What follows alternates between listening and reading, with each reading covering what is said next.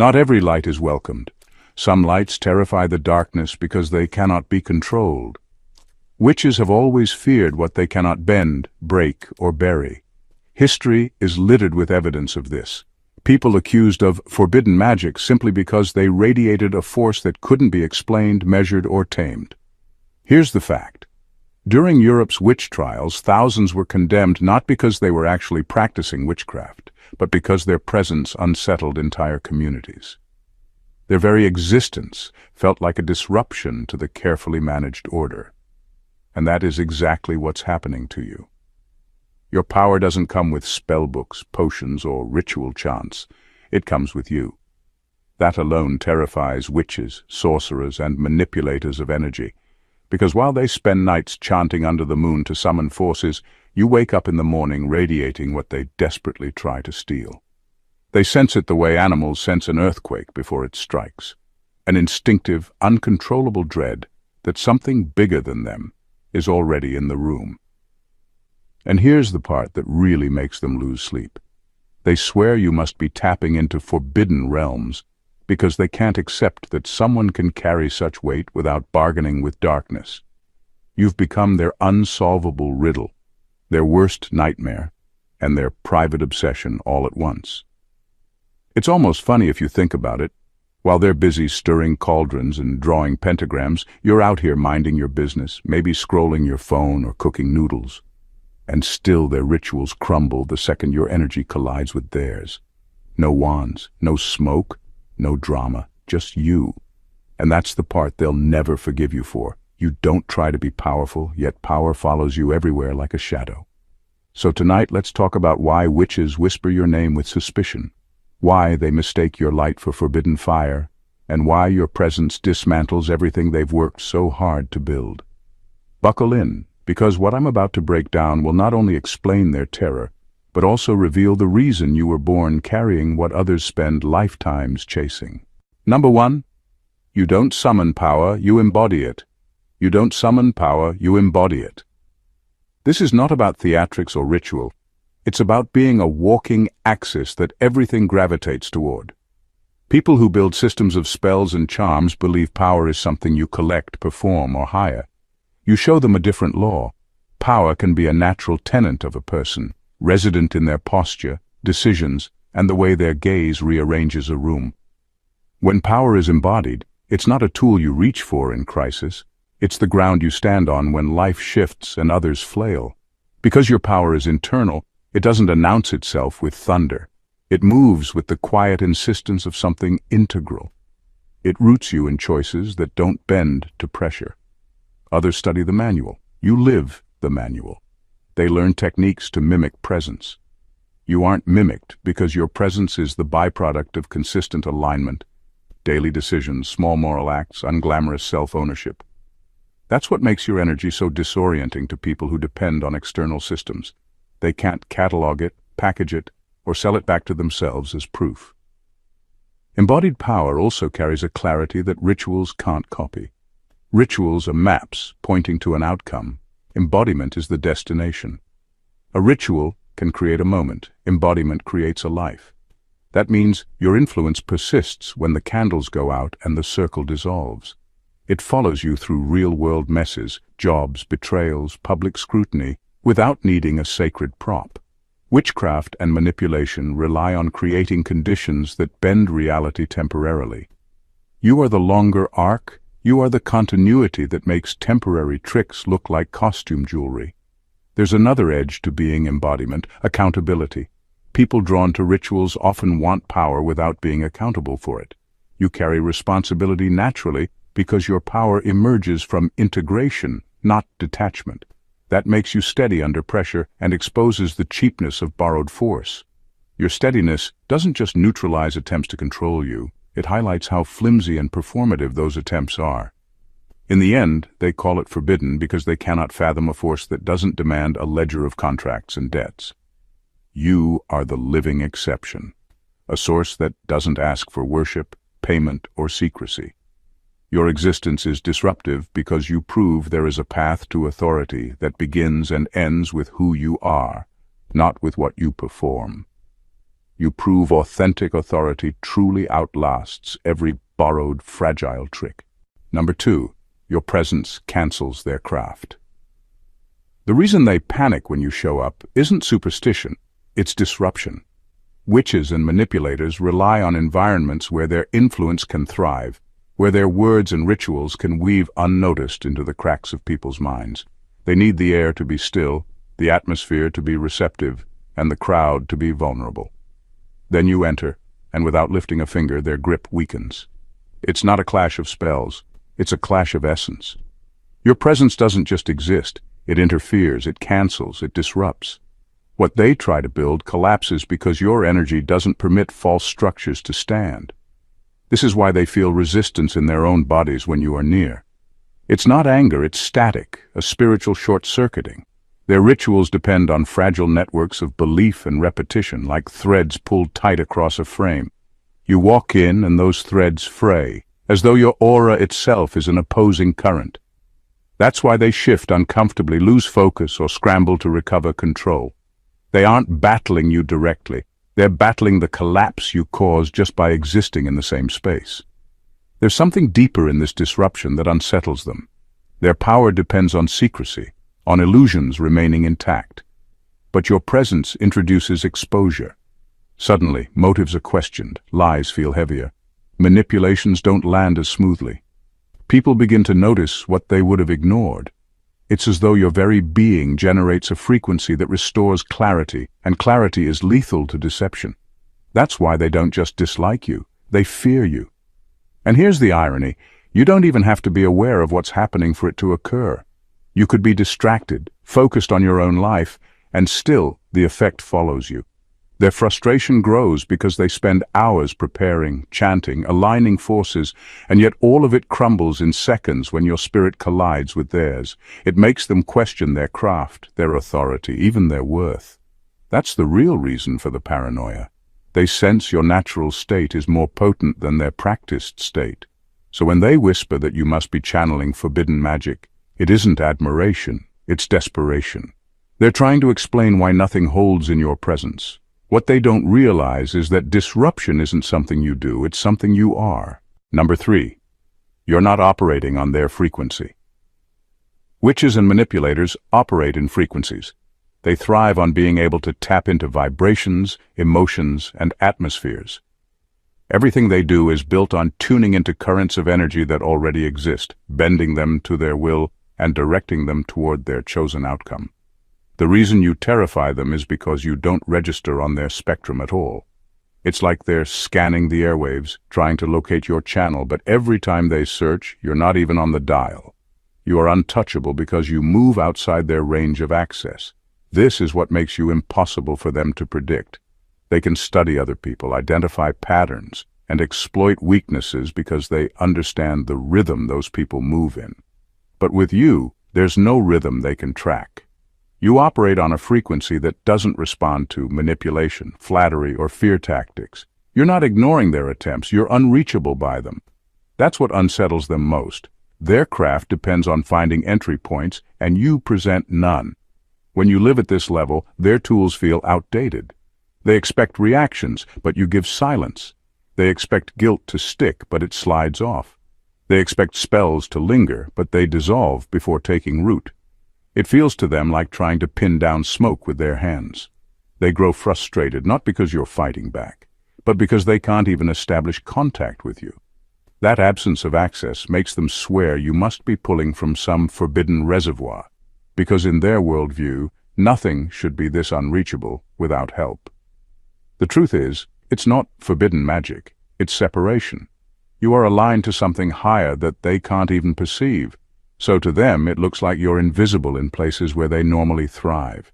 Their fear grows not because of what you do, but because of what they cannot do to you. That helplessness eats at them, because control is their currency. So they call it strange, they call it dark, they call it unnatural, when really it's just outside their scope of power. They hate that you live beyond their frequency, because it means they'll never master you, never cage you, never reduce you to another pawn in their system, and that realization is what makes your existence a threat. Number 4, your alignment makes their work obsolete. Every spell, every charm, every incantation is built on the idea that the world resists, that reality must be persuaded, coerced, or tricked into yielding. Witches and manipulators spend lifetimes learning how to bend circumstances, manipulate outcomes, and control energies, because they believe reality refuses to cooperate on its own. That's the foundation of their craft. Persistent struggle against a force they think is separate from them. But you operate on a completely different plane. You don't twist reality, you align with it. You're in sync with a current they can't even see, flowing naturally with forces they spend hours trying to summon artificially. This alignment is subtle, almost invisible to the untrained eye, yet it's devastatingly effective. While they expend energy plotting, preparing, and negotiating with unseen powers, your connection to Source allows the world itself to bend in your favor. Doors open, timing aligns, opportunities present themselves, and resistance melts, not because you forced it, but because you exist in the same harmony that sustains everything. Their rituals are attempts to manufacture what comes to you effortlessly. Your life demonstrates that power is not about effort or manipulation, it's about attunement, about living in accordance with the laws they can never fully access. Seeing someone who doesn't need their craft terrifies them. They've dedicated themselves to techniques and structures designed to control, yet here you are, untouched, moving through life with an invisible current at your back. It exposes the fragility of everything they depend on. Their magic, their spells, their charms, all of it is rendered irrelevant because you operate in a domain where none of it is necessary. It's not just that their work fails, it's that it fails before they even try, because alignment outpaces manipulation every single time. They sense, on some instinctual level, that you represent the death of their craft, your effortless command of circumstances, your natural flow with life's currents, your ability to achieve outcomes without coercion. This is the ultimate threat.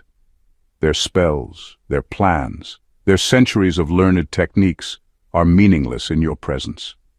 You are proof that true power doesn't need to force, bribe, or summon.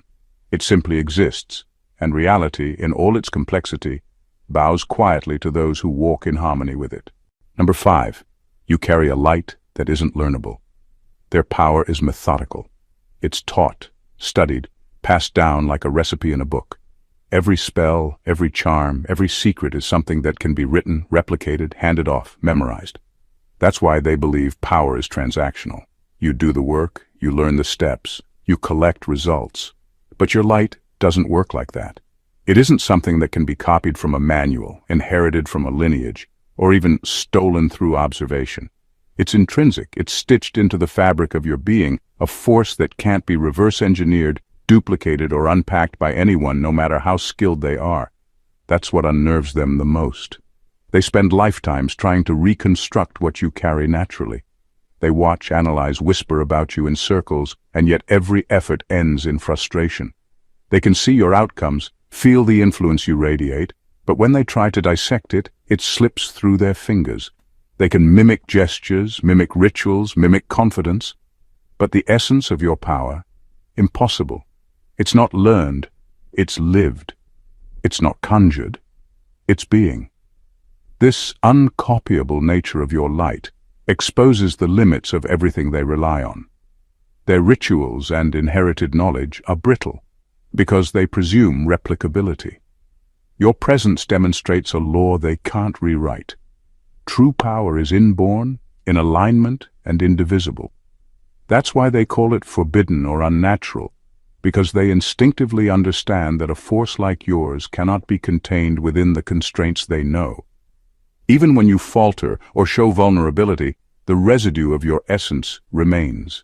It's like an echo that they feel, a proof of something beyond their reach. It doesn't matter what room you enter, what moment you live through, or what challenge you face. Your light is a constant, undeniable presence. They cannot touch it, cannot harness it, cannot control it. They can only watch it exist, and that is enough to shake their entire sense of mastery. You carry what they will never obtain, a power that is innate, self-sustaining, and irreversible. It terrifies them because it proves their efforts, their secrets, and their rituals are ultimately insufficient against something that cannot be learned. You are the living evidence that some forces are simply beyond their comprehension, and that in itself is terrifying. Number 6. Your shadow holds more authority than their rituals. Even when you feel small, even when the world has pressed on you and you're questioning your own strength, your shadow carries a weight that witches and manipulators can't match. They spend hours in circles, chanting, lighting candles, tracing symbols in the hopes of controlling outcomes, bending situations, or asserting dominance. Yet your shadow, your residual energy, the imprint of your being, holds more authority than all their rituals combined. It's not about flash or spectacle. It's about presence and consequence. Every action you've taken, every choice you've lived through, leaves a mark that persists, shaping reality in ways they cannot anticipate or undo. They whisper about your strength because it's subtle but undeniable. It isn't always visible in gestures or words. It lives in the space you occupy, in the atmosphere after you leave, in the ripple effect of your life. Even in moments when you're silent, when you feel powerless, you are still active in ways that spellcasters can't grasp. Their carefully orchestrated rituals might produce temporary effects, but your shadow, your existence, produces enduring consequences. That is the kind of authority they cannot control. They fear it because consequences can't be bargained with. They can't circle their way out of the impact you leave behind. While their magic is transactional, your shadow is intrinsic. It works even when you're unaware, even when you're resting or retreating. That kind of power undermines their entire framework, making them frantic and insecure. They realize that no matter how meticulously they plan, your influence persists in ways that defy their formulas and protective boundaries. This is why your presence terrifies them. They know that even without action, you shift the balance. Your shadow speaks in a language they do not understand. Permanence, authenticity, inevitability. Their chants and incantations are echoes. Your existence is the resonance that sets reality in motion. Even if you never attempt to assert control, your mere being enforces it. They can observe, they can whisper, they can speculate, but they cannot alter it.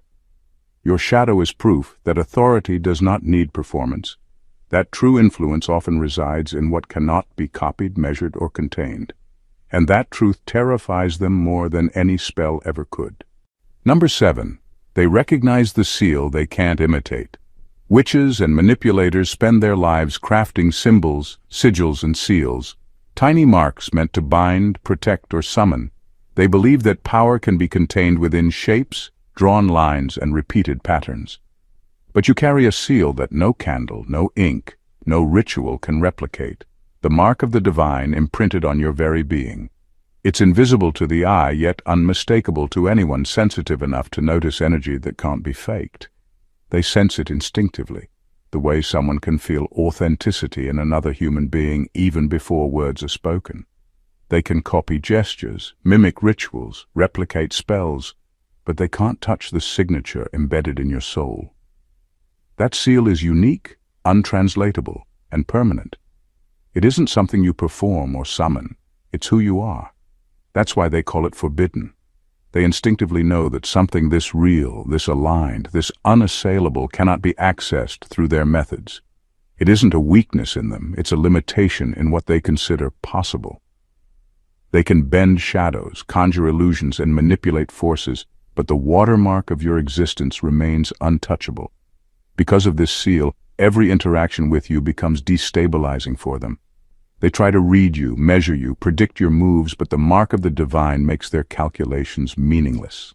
They understand that no matter how carefully they plot, how meticulously they plan, your essence cannot be replicated or contained. It operates outside of all their parameters, a proof of a law they can't bend.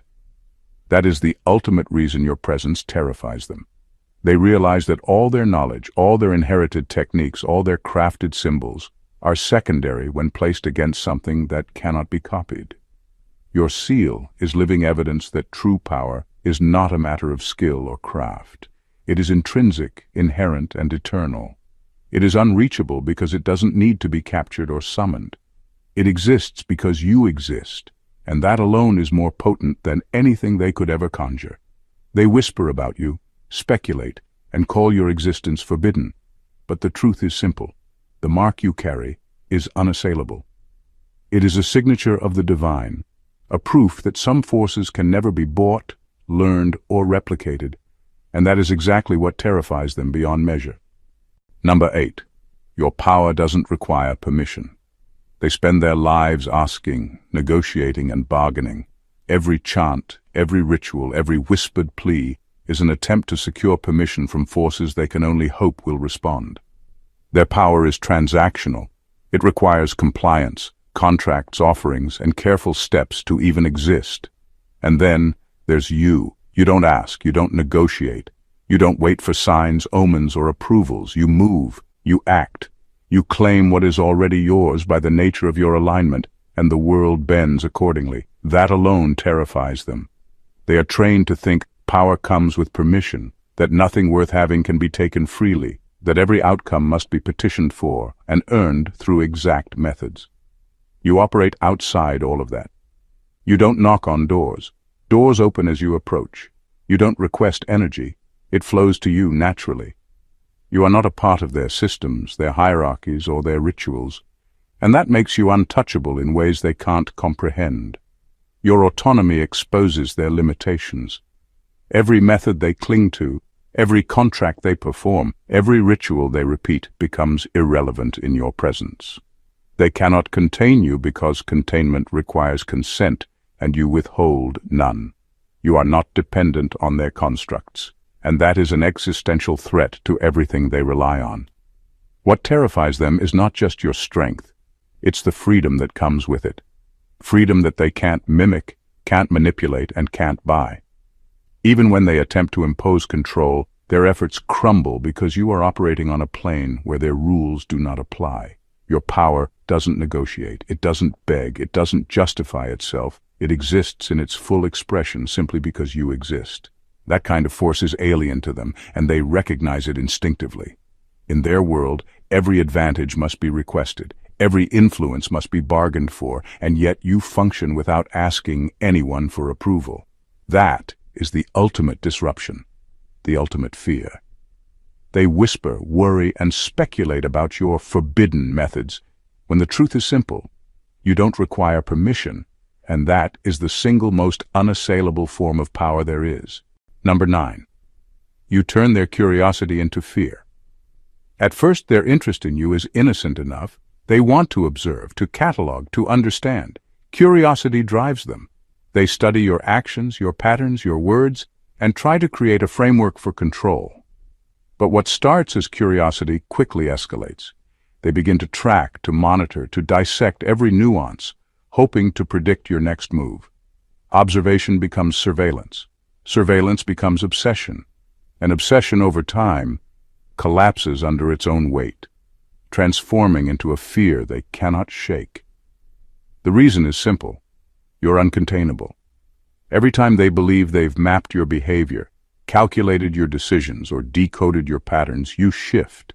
You evolve faster than they can record. Their charts, their mental notes, their careful strategies, useless. What terrifies them isn't just that you are powerful, it's that your very existence defies their ability to control, predict, or capture. They are confronted with the realization that power cannot always be quantified, and control cannot always be enforced. Your energy moves in ways they cannot anticipate, operating on currents they cannot detect. You don't conform to expectations, and you don't fit into the neat categories they try to assign. They attempt to impose meaning, to reduce you to variables in their system, but you refuse to comply. That resistance to being mapped, measured, or constrained turns their fascination into fear. The thing they once studied like a subject now becomes an unknown, a force that unsettles their sense of mastery. This fear is not accidental. It is the natural consequence of existing beyond their comprehension. They whisper about you, label you as forbidden, and speculate endlessly. But every theory they construct collapses in real time because You are living proof that life cannot be fully controlled or predicted. They cannot contain your data. They cannot freeze you in a frame or reduce you to a formula. You are a dynamic, shifting presence, and that is what makes their obsession fail, and their curiosity curdle into terror. Their fear is not of spells or rituals. It is of you as an evolving force that will never fit into their maps, charts, or expectations. You are uncontainable, and that is the reality that haunts them. Number 10. They sense you're a living consequence. Witches and manipulators spend their lives trying to shape outcomes, bending events, people, and circumstances to fit their designs. Every spell, every charm, every whispered incantation is meant to create an effect, a ripple in reality that they can control. You, on the other hand, are not trying to create outcomes. You are one. Your existence itself carries weight, consequence, and inevitability. You don't merely influence a situation. You become the force that rearranges it. Where they labor to manufacture impact, you simply are, and reality adjusts around you naturally. This is what terrifies them most. They can study patterns, anticipate reactions, and orchestrate layers of influence. Yet none of it compares to the authority inherent in your presence. You bring correction where imbalance exists, revelation where deception thrives, exposure where secrets fester, and reversal where injustice seems permanent. You are a living measure of cause and effect, a human consequence that cannot be bargained with, hidden from, or manipulated. That creates a kind of fear that no ritual can counteract, the fear of inevitability. Even when you do nothing consciously, the mere fact of your being reshapes the world. They sense it instinctively, the way someone feels the approach of a storm. Their spells falter, their manipulations wobble, and their influence weakens because you embody what their work can only aspire to create. They cannot contain it, cannot predict it, cannot direct it. They can only watch as the ripples you generate spread faster than any charm or circle they could perform. And that is why they call it forbidden, why they whisper about you in fear and awe. You are a living testament to the power that exists without coercion, without trickery, without manipulation. You are the outcome that proves effort is secondary to alignment, that reality bends naturally to those who exist as a force in themselves. Their panic is rooted in the uncomfortable truth that no amount of spell work can compete with a presence that is consequence incarnate. You don't just move through life. You are the axis around which events shift, the embodiment of results, and the uncontainable authority that exposes every artifice they rely on. Number 11. Their mirrors crack at your reflection. In the craft of witches and manipulators, mirrors, reflective surfaces, and symbols aren't just tools. They are extensions of control. They rely on these objects to project power, to channel energy, to manipulate perception. Every reflection, every carefully placed symbol, every chant in front of a mirror is meant to reinforce their influence, to maintain the illusion that they hold sway over circumstances and people. But then you appear, and everything changes. Their reflections crack, distort, and fragment because your presence carries a truth too potent, too raw to be contained within their systems. You don't just see reality as it is, you are reality in motion, exposing the gaps, the lies, and the constructed narratives that they cling to.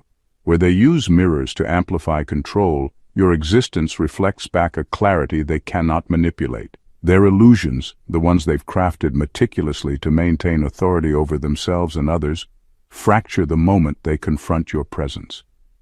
You don't need to speak or act. Simply being there forces a confrontation with reality itself. That distortion terrifies them because it's irreversible. You don't allow for distortion or denial. You reflect truth so raw that even they cannot avoid it.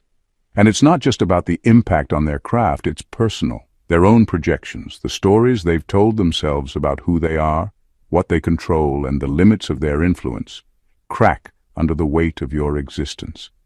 In their mirrors, they see the lies, the fragility, the gaps in their authority, and there's no spell that can restore the illusion. They whisper, worry, and attempt to rationalize, but deep down, they know that your reflection cannot be contained, rewritten, or erased. What makes this truly unnerving for them is that this power doesn't come from effort or performance. You don't need symbols, incantations, or elaborate rituals.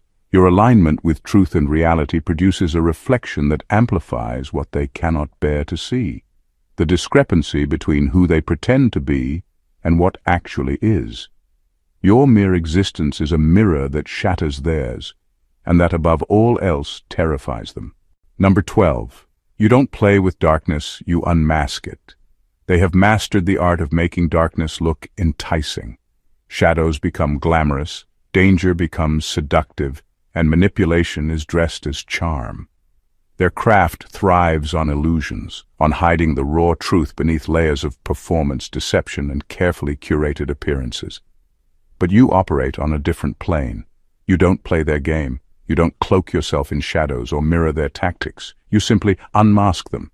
Your presence illuminates the hidden, reveals the lies, and exposes the true nature of everything they attempt to conceal. This is what terrifies them most. Your power doesn't attack. You don't need to cast spells, strike fear, or manipulate circumstances. The act of exposure alone dismantles them. Where they rely on concealment, you bring clarity. Where they rely on obfuscation, you bring revelation.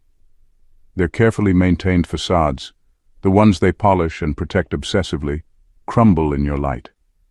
Exposure is a force they cannot defend against because all their rituals, all their sigils, all their practiced chants are built to manipulate the unseen, not to withstand the unavoidable illumination of truth. They call you forbidden because in their worldview, power is supposed to be earned through secrecy, skill, and manipulation. But your power bypasses all of that. It doesn't require subterfuge, petitions, or control.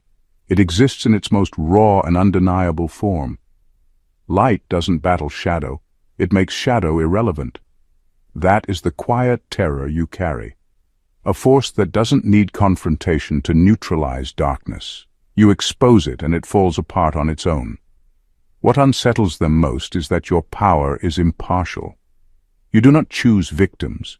You do not wield judgment arbitrarily. You simply exist as the standard of alignment, authenticity, and clarity. And by existing, you undo all their carefully constructed illusions.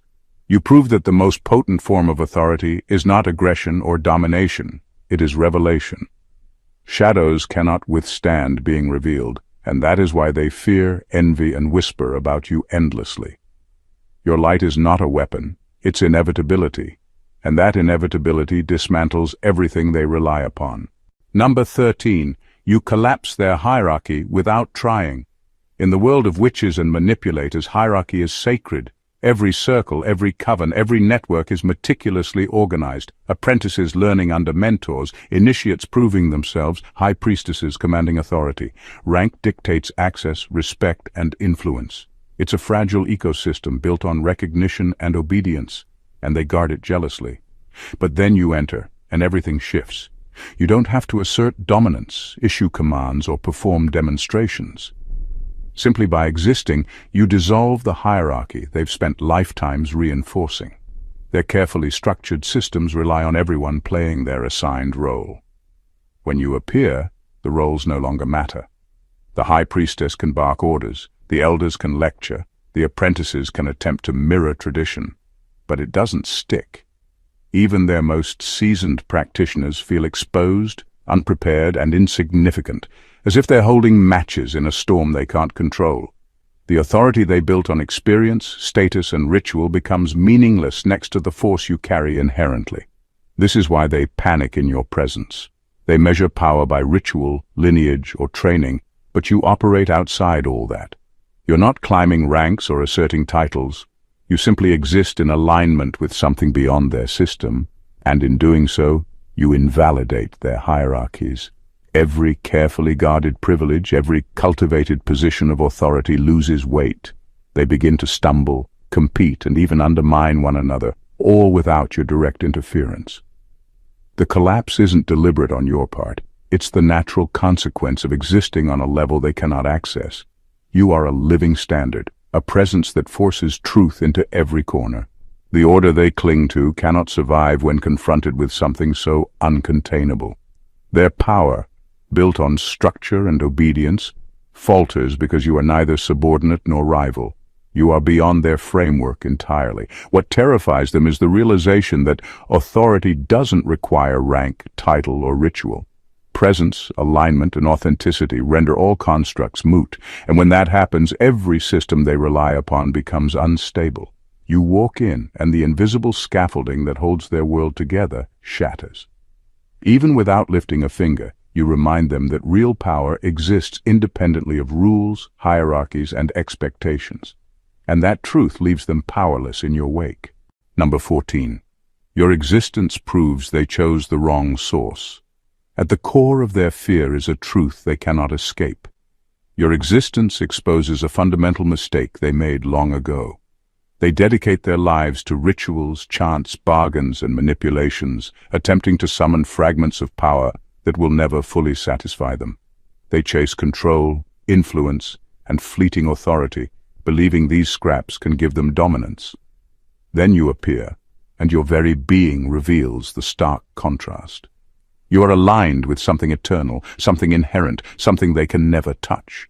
You don't need to conjure, bargain, or perform. Power flows through you naturally, like a river that has always existed, untamed and unstoppable. Your life is evidence that true authority is not acquired. It is inherited through alignment with the eternal. You were never dependent on their systems, their hierarchies, or their manipulations. And that is what makes their craft look brittle in comparison.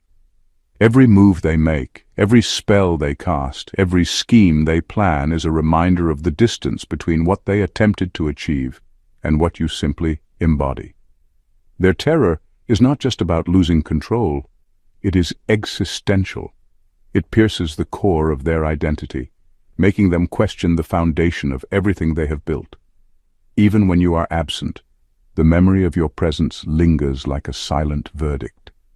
Your existence is proof that they chose the wrong source, that the energy they sought to summon could never match what is already written into your being. They look at the outcomes you produce effortlessly, the influence you wield without effort, the clarity and alignment you carry naturally, and they know that no amount of spells, rituals, or manipulation can replicate it.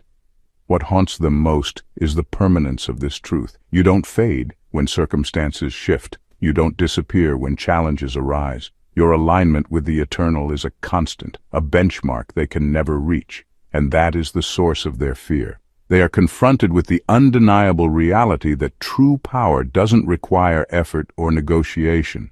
It is not earned through struggle. It is inherited, embodied, and unassailable, and you are living proof of it. In the end, your power is not something that can be measured, copied, or contained. You don't chase influence, you are influence. You don't summon authority, you embody it. Every presence you enter, every space you occupy, every life you touch becomes a testament to forces that cannot be bargained with, manipulated, or controlled. You are the living proof that true power flows from alignment, authenticity, and connection to something eternal, not from rituals, hierarchies, or borrowed energy. They fear you because you disrupt what they cling to. Their spells fail, their hierarchies crumble, their mirrors shatter, and their obsession with control collapses the moment you appear.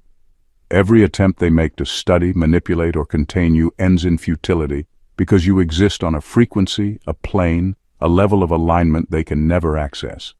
Your light exposes, your shadow commands, your presence reshuffles the game entirely, and your very being renders their craft obsolete. You are uncontainable, undeniable, and unforgettable. You are the consequence that cannot be petitioned, the force that cannot be bargained with, the truth that cannot be hidden. Their terror is not just fear, it is recognition.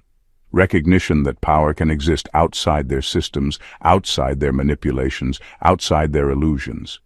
You don't need permission, you don't need to fight, and you don't need to prove yourself. You are power incarnate, and that is something they will never fully comprehend. So hold this truth with unwavering certainty. Your existence alone shifts realities, exposes weaknesses, and forces clarity. They may whisper about you, envy you, and fear you, but you do not need to respond. You simply continue to exist, aligned and unstoppable, a force that the world bends to naturally. Theirs is the craft of imitation and desperation. Yours is the authority of embodiment and inevitability. If this message spoke to you, don't just let it pass. Be part of the movement. Subscribe to the channel to stay connected to truths that empower and awaken. Like this video to show that you recognize the power you carry. Comment below and share your experiences. Your voice matters, your presence resonates. And share this with others who need to see it, because the world needs more people who understand the force they embody. Your light is unstoppable, and together we amplify it. God bless you.